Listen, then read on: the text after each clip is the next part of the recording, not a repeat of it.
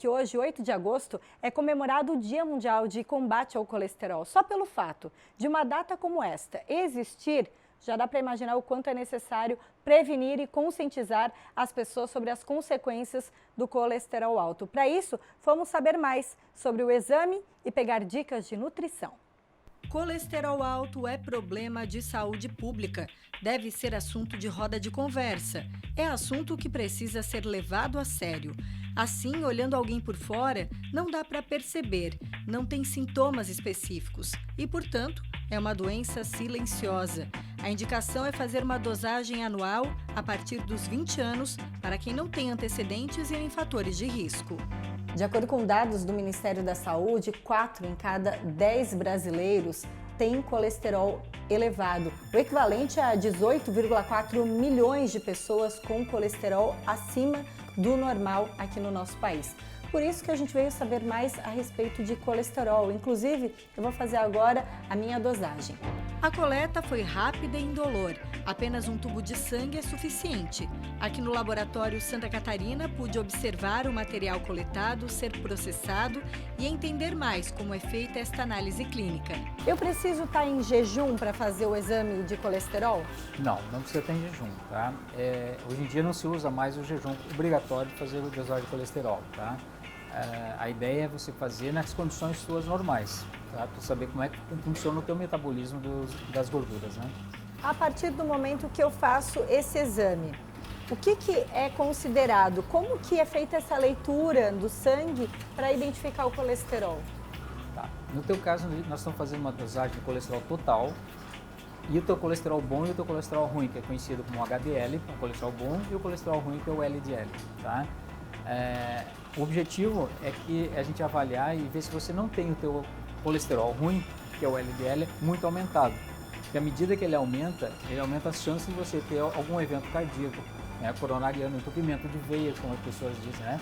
Tá? Então, por isso que é importante você dosar pelo menos uma vez por ano, para saber se está aumentado ou não está aumentado e fazer um tratamento para diminuir se estiver aumentado, né? É hora de saber como foram os meus resultados. E que bom! O Dr. Guilherme me confirmou. Alto nível de HDL, bom colesterol no organismo. Então, significa que o ruim, LDL, está baixinho. Hora de fazer a retirada do meu exame. Boa tarde. Boa tarde. Quando você pega o exame, dá uma verificada, mas o ideal é levar para o médico que solicitou esse exame para você. Nesse caso, já que eu estou aqui no Hospital Santa Catarina, eu vou conversar com uma nutricionista. Em conversa com a nutricionista, percebi que estou no caminho certo no quesito alimentação. E por aí, como está a sua rotina alimentar? Eu aproveitei que a nutricionista já conseguiu avaliar meu exame e aqui no corredor do hospital mesmo, onde ela costuma circular muito para atender os pacientes na área da alimentação, para tirar algumas dúvidas também. Júlia, qual é a recomendação da nutrição com relação aí aos níveis de colesterol? Então, a Sociedade Brasileira de Cardiologia, ela recomenda que toda pessoa deve ter uma ingestão calórica adequada, a exclusão de ácidos graxos trans, né, o moderado consumo de ácidos graxos saturados, que estão presentes em alimentos como o bacon, produtos de panificação ricos em gordura, óleo de palma, óleo de coco, biscoitos, né? E estimula também, a sociedade estimula o consumo de ácidos graxos insaturados, que estão presentes em azeite de oliva, óleo de linhaça e o óleo de canola e também os peixes de água fria. Quais alimentos devem constar numa boa dieta?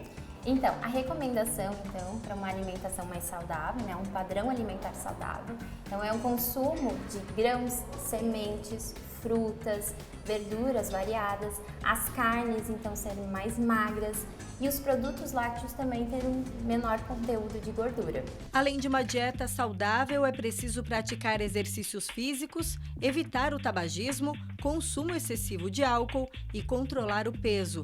Optar por um estilo de vida saudável é o melhor caminho para manter os níveis de colesterol adequados. Hospital Santa Catarina apresenta o quadro Posso Completar?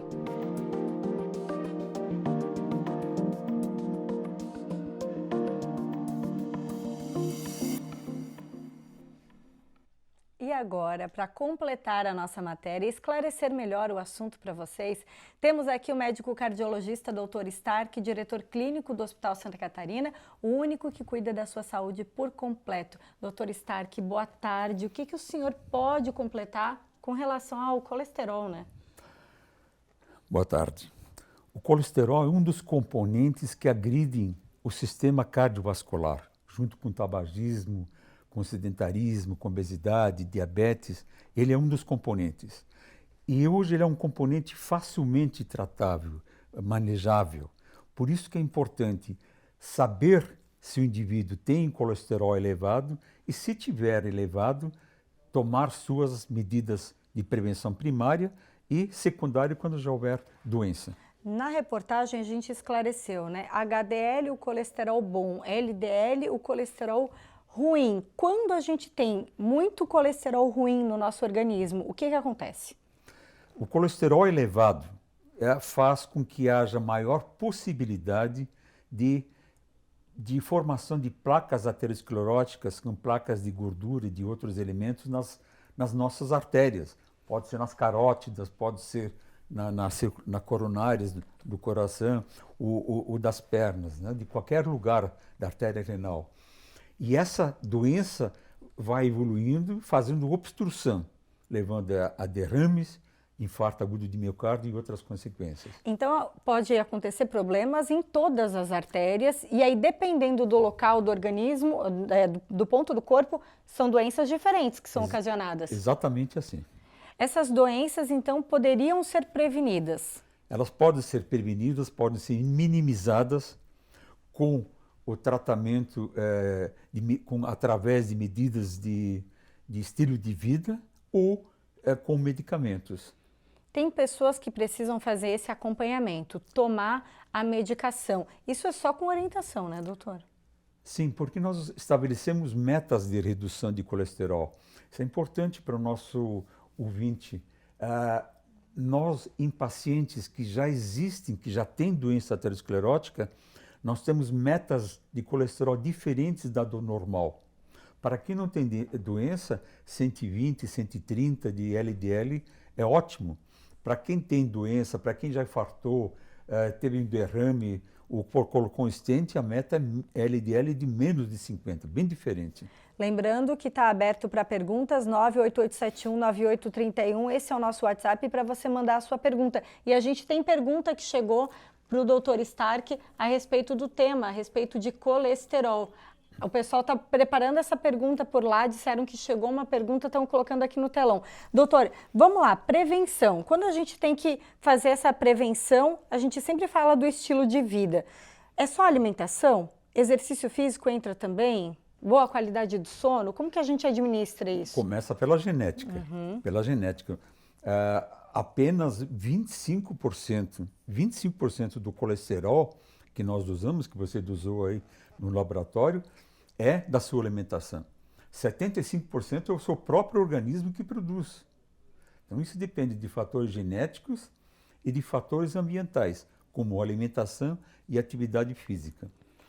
E quando a gente fala da saúde como um todo e faz a relação colesterol e coração, temos números preocupantes no Brasil, né? Só nos primeiros 4 meses do ano de 2020, mais de 100 mil pessoas morreram em decorrência de doenças cardiovasculares. Esses números preocupam certamente a Sociedade Brasileira de Cardiologia. Como que vocês veem esses números e o que é possível fazer? São números preocupantes. O combo, colesterol, hipertensão, diabetes, obesidade, falta de atividade física, mata em torno de 400 mil brasileiros todos os anos. Todos os anos. É um número muito alto, né, doutor Stark?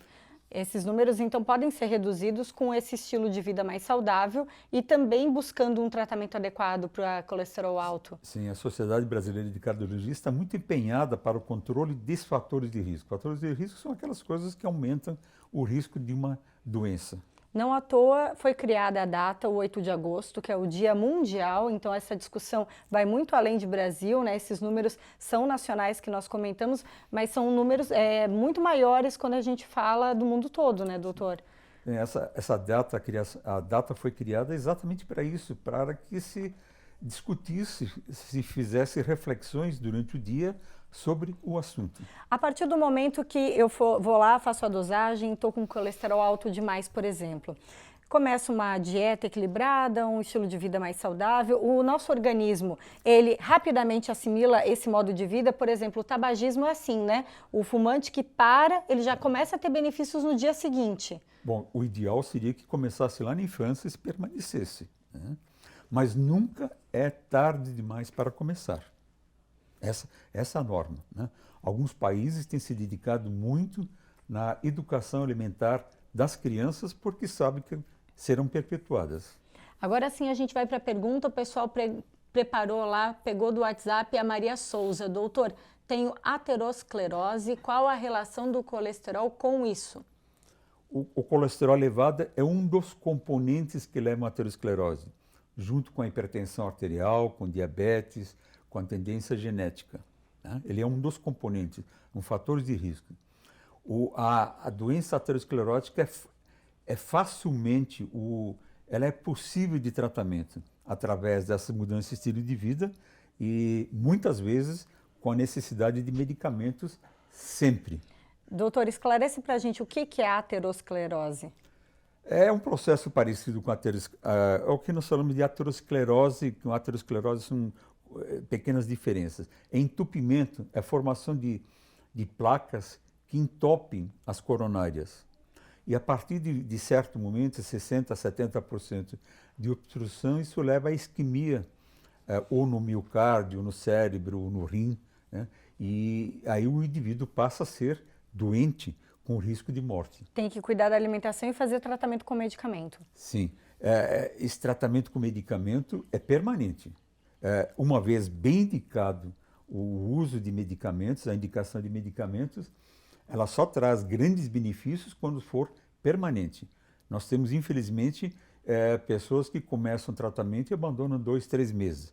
Eu tenho uma analogia que uso que pode exemplificar. É como resolver, eu vou escovar dentes 2, 3 meses e depois eu paro. Não tem sentido, então é melhor nem fazer, né? A gente fala que o colesterol alto é ruim para o coração. Fala também que o tabagismo é ruim para o coração. Quando está somado o colesterol alto, o tabagismo, a chance aumenta, duplica? Sim. De uma doença cardiovascular? Multiplica, né? É o combo. Uhum. Há doenças no qual como hipercolesterolemia familiar, entre nós a heterozigótica mais frequente, no qual há um colesterol muito elevado, colesterol de 200, 300, 400. Isso é uma doença genética e ela precisa ser tratada, manejada desde criança. Imagina. A gente tem pergunta do público, chegando mais pergunta aqui no telão do Ver Mais. Vamos acompanhar. Mary, eu tenho colesterol alto, mas pelo histórico familiar eu tenho hábitos saudáveis, atividade... ela tem o colesterol alto pelo histórico familiar. Tem hábitos saudáveis, atividade física, sem fator de risco e não come carne há 40 anos. E pergunta, precisa tomar medicação? Como deve proceder? O que a gente pode aconselhar, doutor? Isso necessitaria de avaliação. Uhum. Não necessariamente ela precisa, se ela não for fumante, não tiver outros fatores de riscos. Hoje nós temos exames como score de cálcio que determinam se já está havendo doença aterosclerótica, né?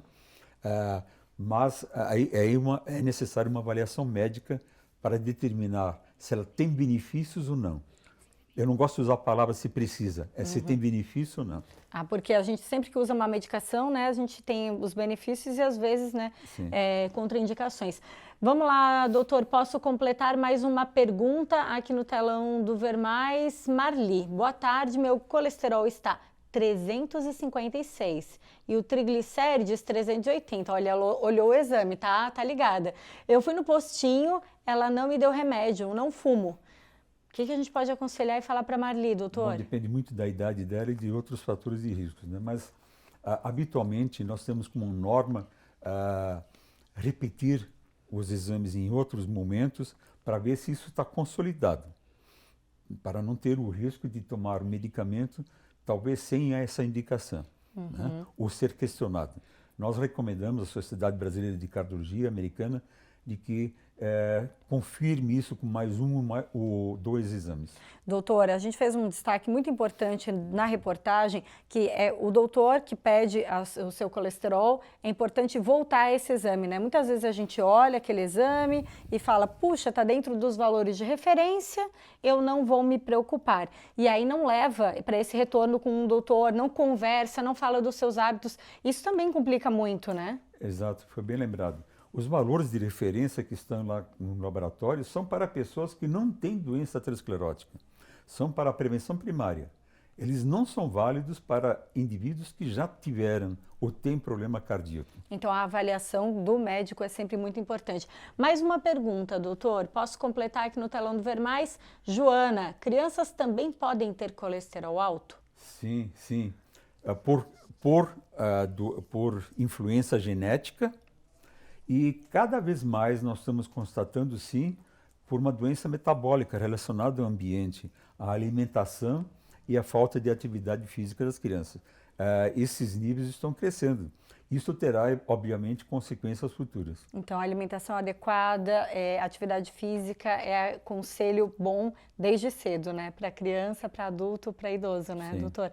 Doutor Stark, mais uma vez, muito obrigada pela presença aqui no Ver Mais. A gente conversou com o médico cardiologista, diretor clínico do Hospital Santa Catarina. Muito obrigada. Eu que agradeço a oportunidade.